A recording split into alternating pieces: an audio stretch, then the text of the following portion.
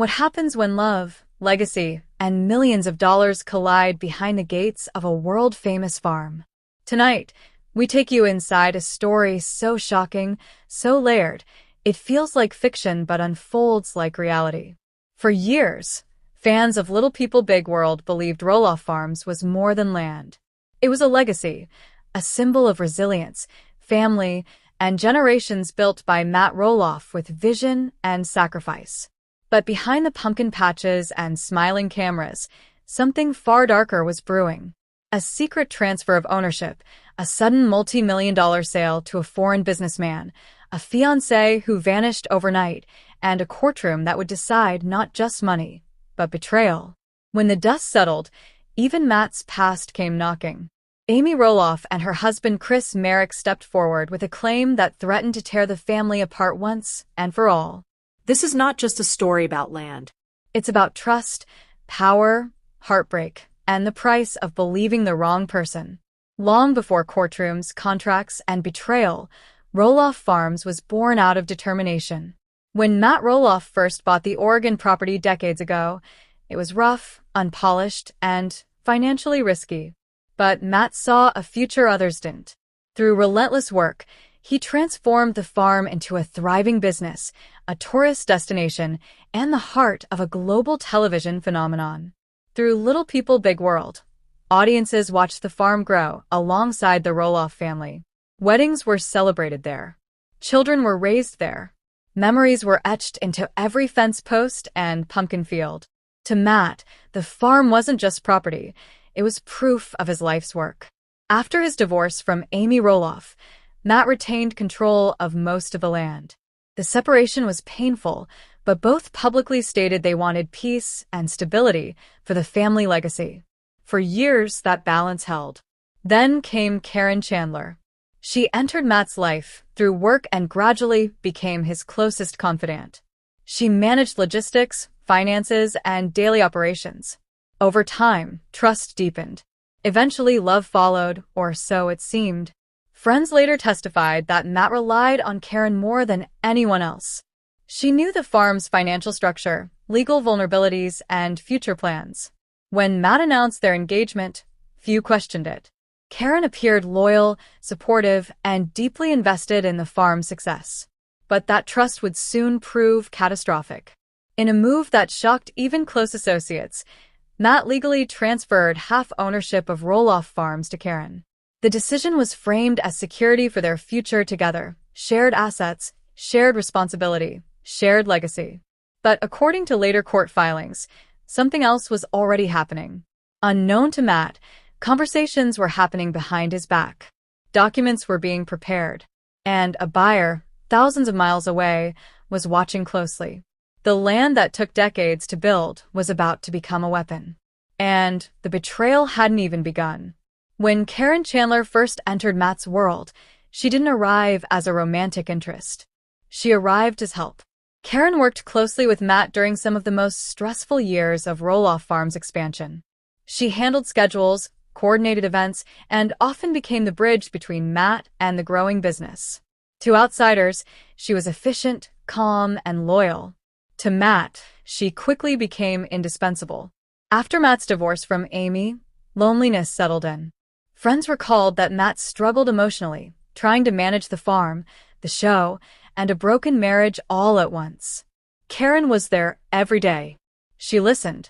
She reassured. She positioned herself not just as an employee, but as emotional support. Slowly, boundaries blurred. What began as professional trust turned into personal dependence.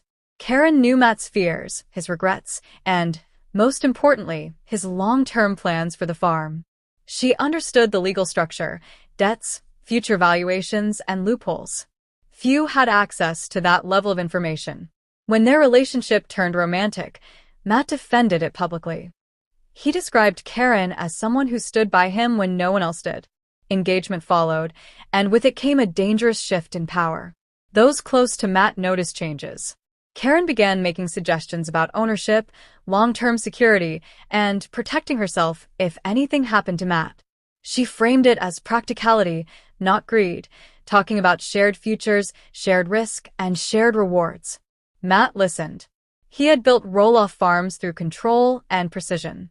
Yet with Karen, he lowered his guard completely. He believed love meant transparency. He believed trust meant inclusion. Behind the scenes, however, Karen's behavior was growing more calculated. She requested copies of legal documents, asked questions about land subdivision laws, and pushed for clarity on what portion of the farm could be sold independently. Each question seemed harmless, each conversation responsible. The patterns were forming. Matt would later tell the court he never imagined Karen could betray him. He believed her devotion was real. He believed the ring on her finger symbolized commitment, not strategy. What he didn't know was that Karen was already thinking beyond Matt, beyond the engagement, and beyond the farm as a family legacy.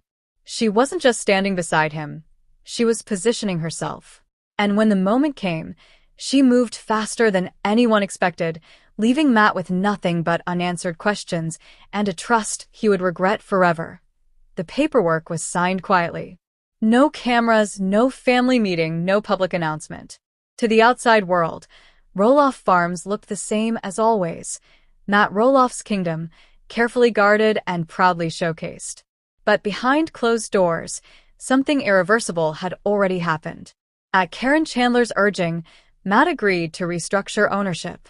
She presented it as a gesture of trust, a symbol of commitment. "If we're building a future together," she told him, "we should stand on equal ground." She framed it as protection for herself, for their relationship, and for the farm's continuity. Matt hesitated. This wasn't a small decision. The farm wasn't just valuable land, it was his life's work. But Karen reassured him. She promised stability, loyalty, and that nothing would be done without his consent. That promise would later haunt him. The transfer documents were complex, full of legal language most people never fully read. Matt trusted his advisors.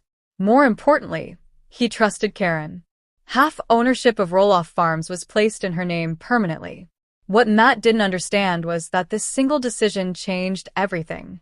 Under state property law, Karen now had independent authority over her share. She could leverage it, mortgage it, or sell it without Matt's approval. According to court testimony, Matt was never told the full implications. He believed the land could not be separated without both of them agreeing. Karen never corrected him. Within weeks, her behavior changed. She became distant. She traveled more. Phone calls were private. Meetings were scheduled without Matt. When asked, she brushed it off as business networking. What Matt didn't know was that she had already begun talks with an overseas buyer, an Australian businessman, wealthy, discreet, and interested not in the family legacy, but in development potential. To him, Roloff Farms wasn't history, it was opportunity. Negotiations moved fast. By the time Matt realized something was wrong, it was already done. Karen had sold her share for $3.5 million. The news hit like a strike to the chest. Through legal notification, not conversation, Matt learned half his farm now belonged to a stranger halfway across the world. His fiancée didn't answer her phone. When she finally did, her voice was cold. She claimed it was her right, and that Matt should understand. Then she left. No goodbye, no explanation, no remorse.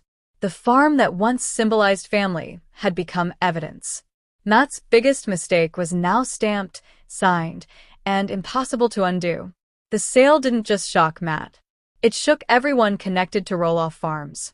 When legal records confirmed Karen had completed the deal for $3.5 million, disbelief turned into outrage. The Australian buyer, with no emotional connection to the land, had gained half ownership of one of America's most recognizable family farms without ever stepping into the Roloff family circle. To Matt, it felt unreal. For decades, every major farm decision involved discussion, compromise, and family input. Now, a single signature erased all of that. The land he had hoped to pass down for generations was suddenly vulnerable to corporate interests, redevelopment, or resale, none of which he could stop. Even more painful than the financial blow was the betrayal itself. Karen didn't warn him, ask, or try to soften the impact. The sale was swift and legally airtight, leaving Matt with no immediate recourse. Friends said Matt appeared visibly shaken, angrier than ever, yet deeply humiliated. The engagement ended silently. Karen left the property permanently within days. Her belongings were removed quietly. Staff said she avoided Matt, communicating only through lawyers. To many, it seemed she had planned this exit long before the deal became public. Rumors exploded. Some said Karen never intended to build a life with Matt. Others claimed she had been in